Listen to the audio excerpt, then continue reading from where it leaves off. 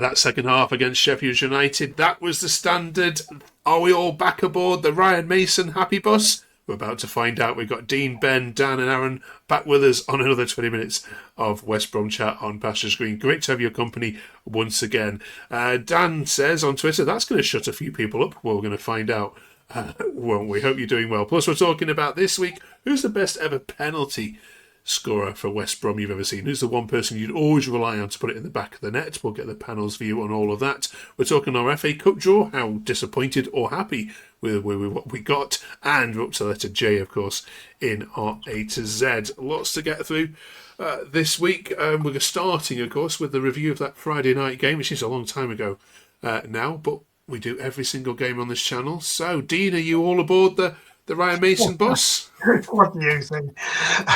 No, we've had 4 stones before. Let's see what happens the next 3 games. No, I'm not getting too carried away. First half was as bad as ever, really. Second half, yeah, good performance. I want him to do well. Don't get me wrong, I really do want him to do well. I want us to win every game. But let's see. We've got 3 games in the next 2 weeks. Let's get some more pints on board before we get carried away. All right.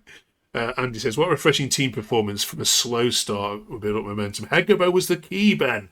He's such a handful, displays such intelligence, linking play from deep. 7 goals in 7. It says it all. Also, it was Colin Grant's best game of the season.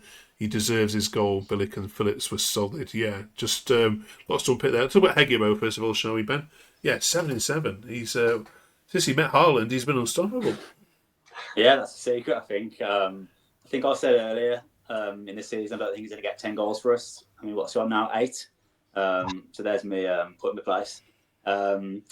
Also, since I've called Grant the worst player I've ever seen, he's got 2 in 2, so that's another one. I think we also said Mason won't be in charge at Christmas, and that looks like it's going to happen. So I think I might just invite to leave.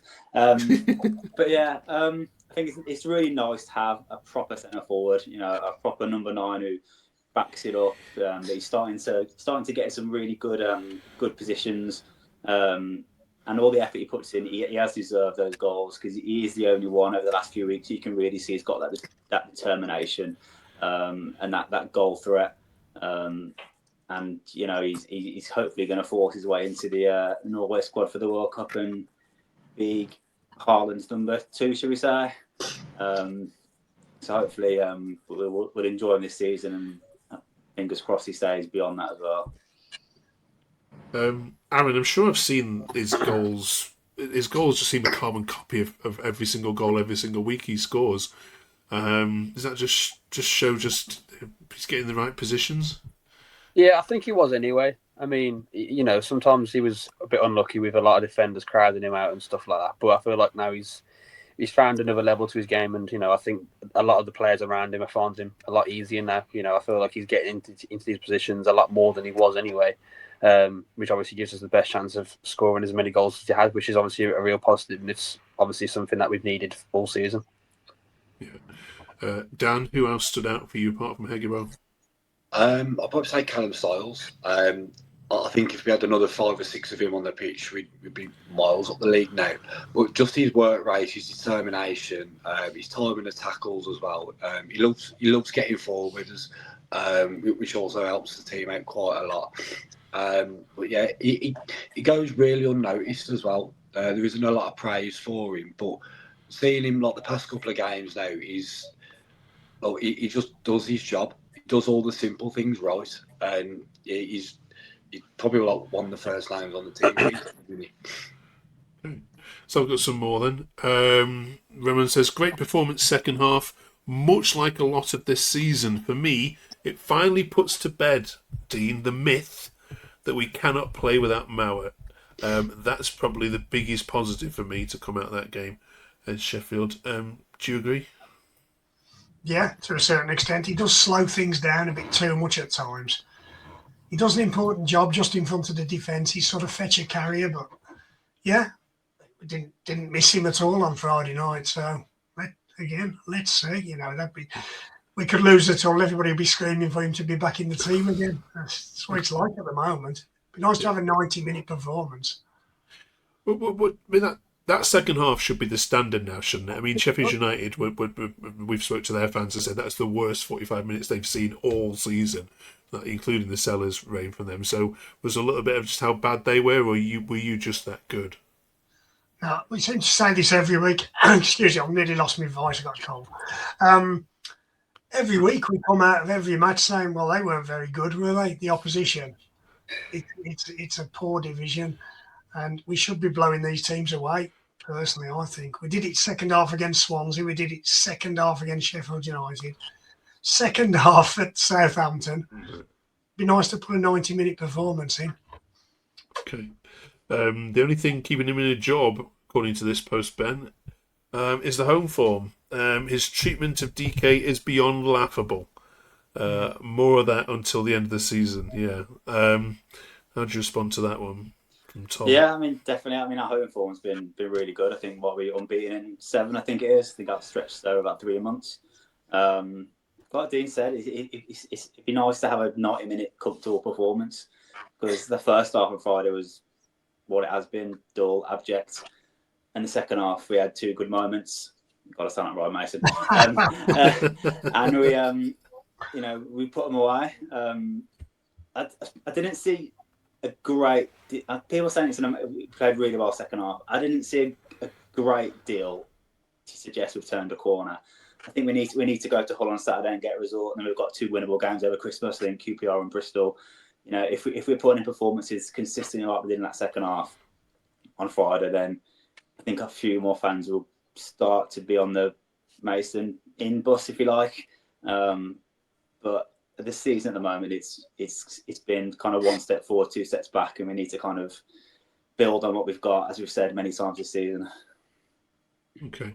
I'm going to come back to a comment that somebody made on last week's video, Aaron, who was saying, look, it's all right calling Mason out, but why aren't we calling out the people in charge of the recruitment here? Some of the players we brought in the summer just aren't good enough, not at the standard of what we need. Maybe all right Championship players, but they're not good enough to push us on for the top half of this league, let alone the top 6. How far do you agree with that statement, that we should be giving Mason a bit more slack here and maybe focusing our attention on those that have given him the players to work with? No, I can agree with that, to be fair. Sorry. Because a lot of the players we've sold as well, I mean, that's a big part of it, in my opinion. We haven't really, brought in players that are good enough quality to replace the players that have left, like Fellows, for example. I mean, there wasn't a good enough amount of money to get anyway, I don't think, in my opinion. But a lot of the players that we have signed haven't been that great. I mean, there's probably like 5 or 6 that have been like really good for us. But, the vast majority of the players that have been signed have been poor, or not lived up to the standards that they came in with.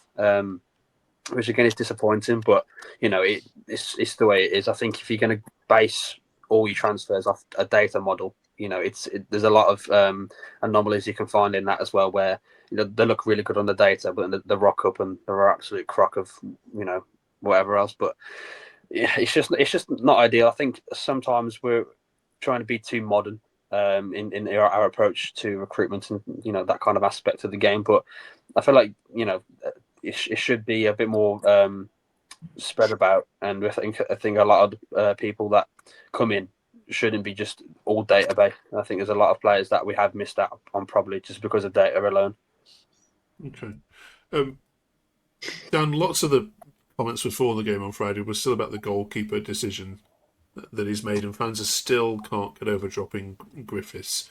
You've listened to what the manager's had to say on this now. Do you buy what he said, and do you think there's issues that obviously we aren't seeing? I think that there's something that could have happened at a training ground or something along those lines, because to be honest, Griffiths hasn't really done anything wrong. I mean, there was one goal, I think, against Swansea, I think, where he probably could have done better. But he is still meant to be our number 1, so I don't get why he's chopping and changing the goalkeepers. And then Waldsmith has played 3 games, conceded 6, and that surely doesn't really look good. But it did pull off one great save in the first half against Sheffield United. And as soon as their player went through 1 goal, I was like, oh, here we go, 1-0. But then the crowd started cheering, and he's just pulled it out the top corner, and it baffled me. And I reckon that's sort of given him a bit of a confidence boost now. But do we risk him one more time against Hull, or do we just revert back to Griffiths? I don't know. Hopefully, this clean sheet that he's finally kept might boost his confidence a hell of a lot more. Dean, what's your take on the goalkeepers? I think Griffiths is the better goalkeeper. Okay, yeah, Walsmith was okay Friday night. He made a good save. But again, let's not get carried away again. He could turn to his normal self on again at all. So you play your best in each position. You play your best player, and that's Griffiths, in my opinion.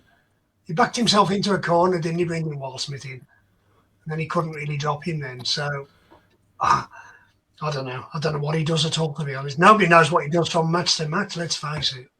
Okay. I'm starting to feel a bit sorry. Somebody did point in last week, Ben, that he'd be a great fit for Tottenham because he can't win matches, and that's exactly what Tottenham need. I think we are the Tottenham of the Championship. I think looking at how we play and the performances we are very similar to how Tottenham come about in the Premier League. I've said that a few times this season. Yeah. I mean, would Raphael Aaron get a better tune out of these players? I mean, it's a hypothetical question, but it's debatable, really. I mean, no one, probably the average Albion fan probably hasn't seen how he would have set up anyway, to be fair. So you can't really tell. But I mean, I think there's quite a lot of managers, probably even in the Championship as well, that would probably get a better tune out of the players or have done so far. I mean, Mason's done. We've had some good performances. Well, I say good. We've had some decent performances where we've won games and it's been good. It's a confidence boost. And then the next game, he stripped out 5 of the players, and we revert back to just absolute missing out on the basics, not doing anything right. And it's just thinking there's just no consistency. I don't understand it really. So I think there's probably a lot of managers, and probably maybe Wiki himself could have done a lot better. But I'm a glass half full kind of person. I think we're only 3 points off the playoffs, and that's the only thing keeping me going at the moment. Okay, all right. Off to Hull, then we go. Dan, they are one of the top scorers in the league, but also they are one of the worst defences in the league as well, especially at home. How does he set up for this one? He'll end up probably going 5 at the back. Heggebo up front on his own, and he's just going to end up just launching balls up to him. Okay. Not looking to score goals at all, and probably just try and get a 0-0. I really hope Ryan Mason does not watch this. You watching, Ryan? I mean, I do apologise on behalf of these 4. Yeah. Okay. Guy can't catch a break, can he? Beats a decent Sheffield United side and still can't get any praise. Right. Also, then this week, the FA Cup draw has taken place since we last met you. So let's switch gears a little bit here.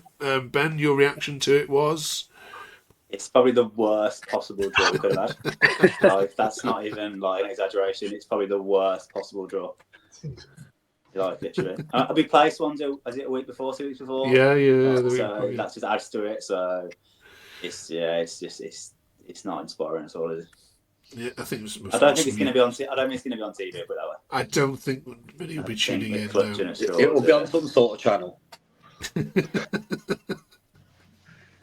Dean, could it have gone any worse? I don't think so. No. Personally, I'm not that bothered because I'll be on my way back from AFCON when it happens. Okay, so, okay.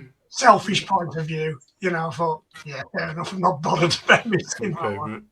Aaron, you won't be getting your ticket then, no?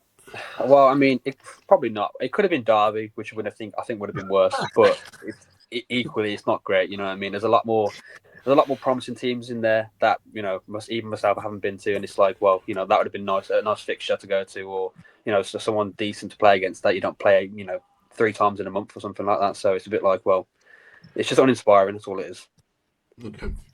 Right. There's been loads of penalties missed in the Championship this season, more so statistically than any other Championship season, bar one. Not sure why that is, but it's got us thinking about which West Brom player, past or present, would you have if it was 1-1 and there's a penalty given in the last minute of the game to put your money on scoring it and putting it in the back of your net? Dan, who would you pick? there's only one name, and that's Igor Ballis, and just takes me back to that Bradford game, the season we first got promoted. Bob Taylor gets brought down. We'd missed penalties for fun that season, and then little Igor Ballis steps up and slots it home because apparently he used to take penalties for his country. So Igor Ballis. Dean? I've got to go with Tony Brown on those scored. Yeah, Mr. Consistent over the years, banking him in every week. So yeah, Tony Brown. But it's a good shout, Igor. Yeah, one of the best moments following the Albion. Yeah, without a doubt. Ben? Yeah, Igor Ballis was mine. Another one. Chris Bunt didn't seem to miss many either, did he? You know, that left foot, he seems to push his boot through it and score a lot more than he missed. So him I'll go for then. Fair enough. Good shout. Aaron? A bit of a rogue one, but Ricky Lambert. He scored 51 out of 54 penalties in his career. His last penalty he ever scored was for West Brom against Leicester in 2015. And I think that's a pretty good percentage in my opinion, so I'd definitely take him. So, Dean, you got criticised in the comments last week for forgetting a last-minute goal. Was it Bradford? Yeah. Igor Ballis, yeah. Yeah. I don't know how. Okay. Yeah. Let's just I'll put it bet in the up for that one, Dean. What was that, on Dan? the record. I said I've made up for that one. Yeah. I think it was an 89th minute as well, not stoppage time. So that's probably why I didn't remember it. Yeah. Fair enough. Letter J then this week for our A to Z. Now this is where you've been great in the comments, so let us know who they miss. It can be an event, it can be a stadium, it could be a manager or an owner. It doesn't have to be a player, don't forget. J, who have we got, Aaron? I mean, aside from Mikey Johnson, who's I think he's the only current one who's a J in our squad, the only one I could think of that came to my mind straight away was Gonzalo Harbra. I think he played for us for a good few years, about 10, 15 years ago. And he was just a very, decent player, I think, in that time period. Good. Dan? Probably Andy Johnson. Is the voice now of I think it's West Brom TV, voice of Albion Radio as well. And he's so enthusiastic when he's watching the Albion. So yeah, and he was a great servant for us as well. He had a horrible tackle put in on him against Sheffield Wednesday in the Battle of Bramall Lane. United. Yeah. United. Yeah, Sheffield United. Yeah. Ben?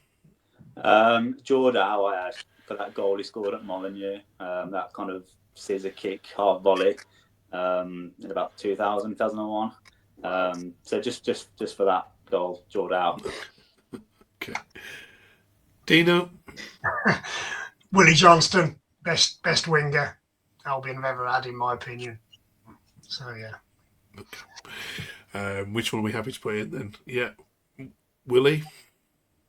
Yeah, we'll go with Dean on that one. Yeah, we'll go with that one. Yeah, we're both out to Dean on that. Can't disagree with Dean. International. Brilliant. We should just hand over to Dean every week for this, shouldn't we? The three of us just. I've got 60 odd years, don't forget to select. What are we going to do when you're in AFCON? We're going to struggle with these lessons, right? I'll find some little bar somewhere. All right, letter K next week, of course, and we're off to Hull and back, so we'll get our panel's view on all of that next week. Of course, massive thank you to all of you who just subbed and liked all the comments. Every single comment we read and really enjoy reading as well, so thank you for all your love and all your comments, good and bad, of course, as well. Super. We'll catch you next week. After the whole game. Come on, Ryan. Do it. It'd just be the funniest thing ever, wouldn't it? all for you all to have to sit and apologise to Ryan Mason in January and say you got it wrong. Be hilarious. Let's see what happens. Catch you next week.